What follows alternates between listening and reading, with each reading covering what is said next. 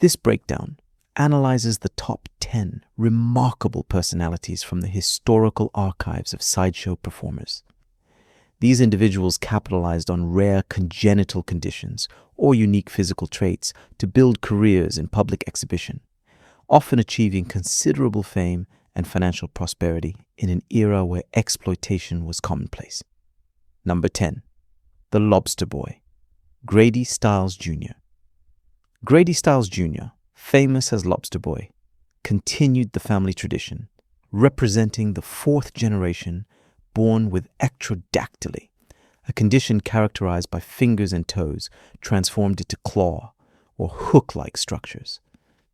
Thanks to his father's experience, Grady started his career very young, later performing with two of his children as part of the Lobster family, achieving certain success. However, Stiles Jr.'s life was overshadowed by complex personal challenges, including alcohol issues and severe domestic conflicts. These tensions reached a critical point in 1978, when he was involved in a fatal incident that cost the life of his 18-year-old son-in-law, following an altercation in which he was allegedly insulted. Found guilty of an act related to this event, missing word in French, Stiles Jr. was sentenced to house arrest and 15 years of probation, as the court deemed no institution was equipped to manage his specific physical condition. 14 years after being placed under house arrest, his wife, Mary, and his son, Harry Glenn Newman, orchestrated his demise. They hired Christopher Wyant, a circus performer, for a fee of $2,500. Stiles was fatally shot while watching television in his trailer. Proof of his unpopularity, only 10 people attended his funeral, and no one wanted to carry the coffin, which was solely adorned with a bouquet bearing the ironic banner, "From your loving wife." This violent and lonely end sealed the tragic fate of one of the most sadly famous sideshow performers. Number 9. General Tom Thumb, Charles Sherwood Stratton. Born in 1838, Charles Sherwood Stratton, globally known by his stage name General Tom Thumb, saw his growth abruptly halt at the age of 6 months. Although he experienced a few minor and slow growth spurts over the years, at 18, Stratton measured only 2 feet and 8.5 inches tall. This unique condition quickly became his greatest asset, allowing him to embark on a tour with the famous promoter P.T. Barnum. Thanks to this association, he acquired considerable fame and wealth from a young age, adopting a lavish lifestyle while maintaining a lucrative business partnership with Barnum. His success was such that he became a symbol of dwarf attraction in the 19th century. Charles Sherwood Stratton died of a heart attack in 1883. This death occurred only 6 months after he had miraculously escaped a devastating hotel fire in Milwaukee, which had claimed the lives of 71 other people. At the time of his death, General Tom Thumb had reached his maximum height of 3.35 feet, about 102 centimeters, leaving behind a legacy of performance and celebrity that influenced the sideshows for subsequent generations. Number 8. Four-Legged Lady, Myrtle Corbin. Myrtle Corbin, nicknamed the Four-Legged Girl from Texas, was a diapers woman born with a severe congenital malformation resulting from a form of conjoined twinning. This condition manifested as the presence of 2 distinct pelvises and a set of smaller inner legs which she could move. Her rise to fame began when her father exhibited her to curious neighbors in exchange for money, which eventually attracted the attention of P.T. Barnum. She began performing at the age of 13 and quickly became a successful artist. By age 18, Corbin had amassed enough funds to retire from the stage. She celebrated her retirement by marrying James Clinton Bicknell, and the couple had 5 children. Corbin died in 1928, but her notoriety extended beyond her death when doctors, upon studying her case, discovered that her 2 pelvises possessed fully functional internal organs, making her a medical case study of paramount importance. Her story illustrates the possibility of a successful personal and family life despite the challenges posed by an extreme deformity. Number 7. Chang and ENG. Chang and Eng Bunker, arguably the most famous sideshow performers in history, were twins born in 1811, joined by a small piece of cartilage at the sternum. They also shared 2 complete fused livers. Their condition, combined with their birthplace in Thailand, formerly Siam, gave rise to the enduring term Siamese twins. They began touring the world in 1829, managed by Robert Hunter. Once their initial contract expired, they took charge of their own affairs, leading a thriving career. After accumulating a fortune, the 2 brothers settled on a plantation in North Carolina. There, they married the sisters Adelaide and Sarah Ann Yates, unions that resulted in an impressive total of 21 children. Their lives took a dark turn in 1874, when Eng awoke to find Chang had died. Despite a quick call for a doctor to attempt an emergency separation, it was too late. Eng also died only 3 hours later. Today, a post-mortem cast of Chang and Eng, along with their preserved liver, is exhibited at the Mutter Museum in Philadelphia, ensuring the longevity of their memory and historical importance. Number 6. Fannie Mills, the Ohio Bigfoot Girl. Fannie Mills was a unique performer because apart from her gigantic feet, she appeared normal. Her condition, Milroy syndrome, is a rare disorder causing lymphedema, characterized by the swelling of the lower limbs and feet due to lymphatic fluid. Born in England and raised in Ohio, this condition was surprising because no other member of her family suffered from it. Although Fannie was a small woman, weighing 115 pounds, her feet reached an astonishing length of 19 inches and a width of 7 inches. This enormity required her to wear custom-made size 30 shoes crafted from 3 goat skins.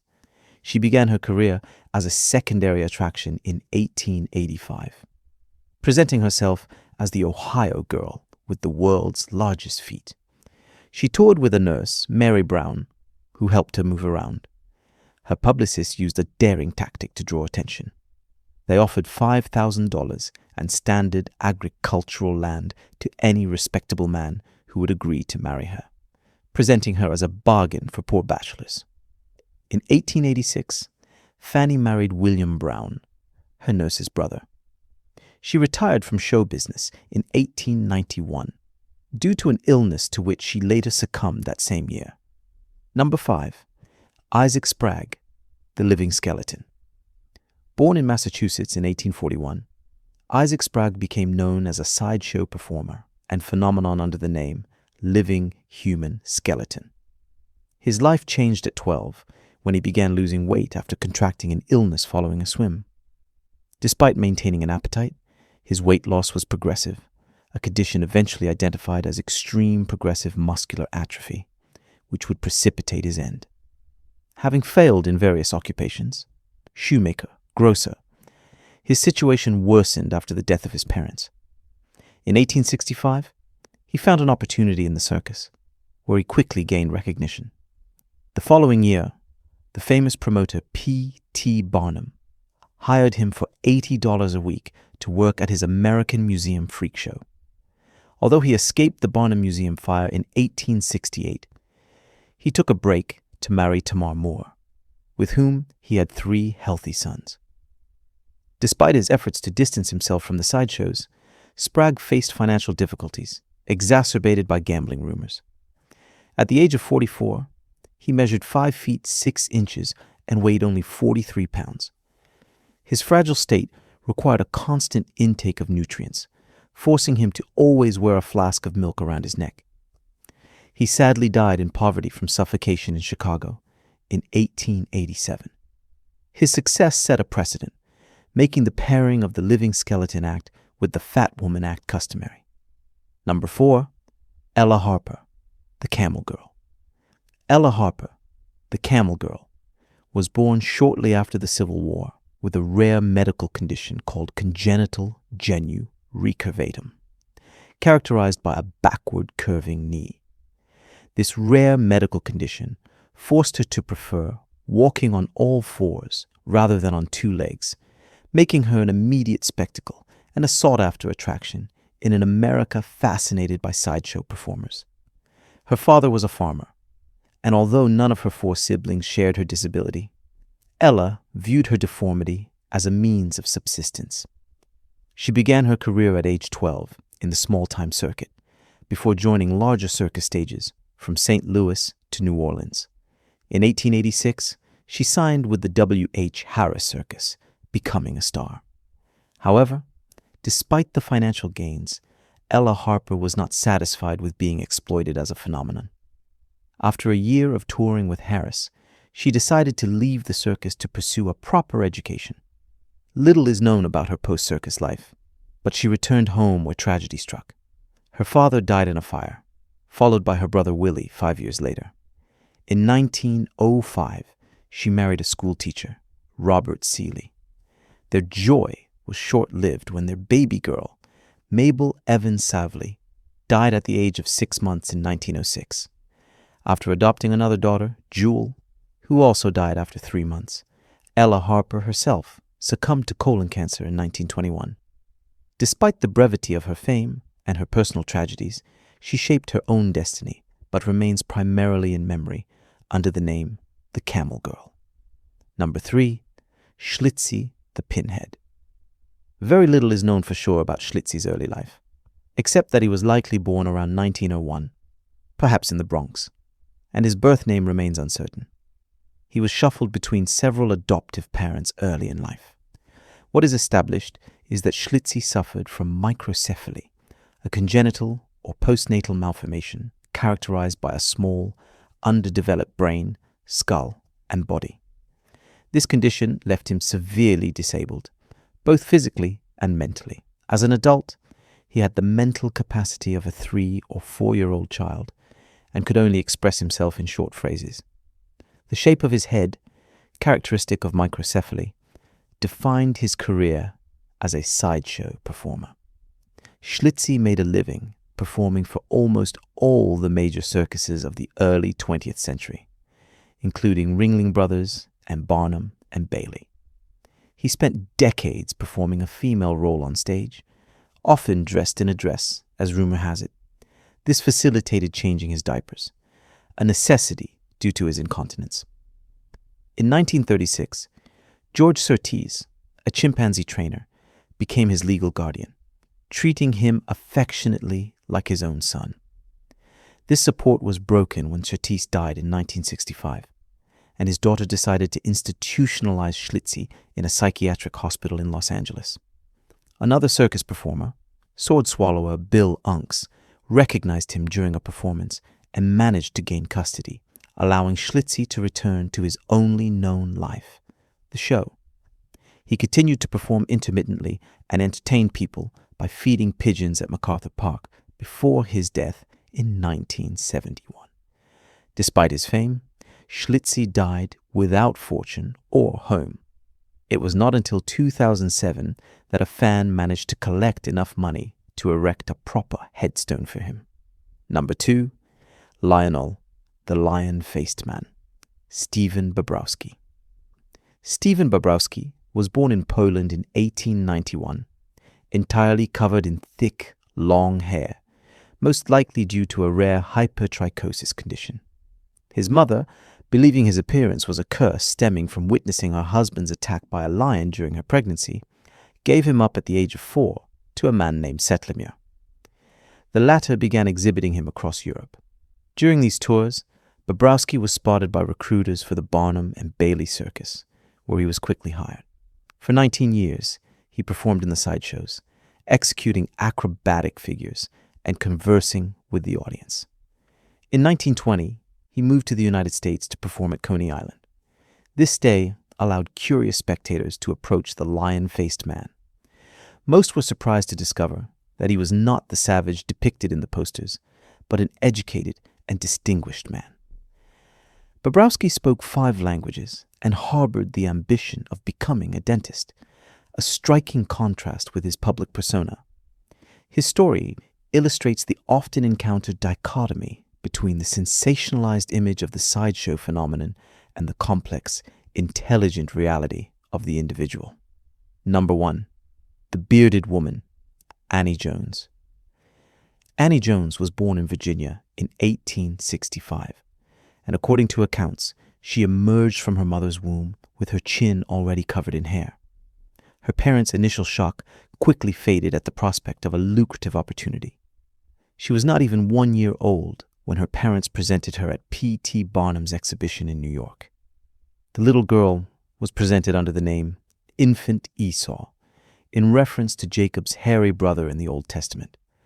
Barnum offered her mother a 3-year contract for $150, launching her career before she could even walk. Annie Jones served as an attraction well beyond that first contract, evolving from the infant Esau to the Lady Esau, and finally to the Bearded Woman. To appeal to her audience, Jones focused on highlighting her feminine aspects in contrast to her facial hairiness, dressing in fashionable clothes and learning to play the mandolin.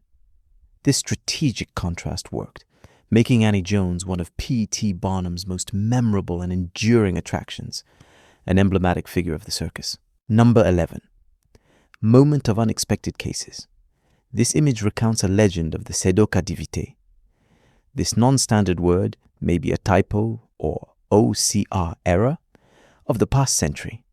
Annabella, famous for her prodigious tongue, fascinated crowds with her audacity. Alongside her, James Jones, an equally mythical figure, embodied excess and spectacle, with his longest part of all men in the world, durably marking the collective imagination of his era. These 10 figures represent complex stories of adaptation, exploitation, and talent. Their legacies endure as pivotal examples of how unique physical differences were transformed into successful, albeit unorthodox careers in the history of entertainment.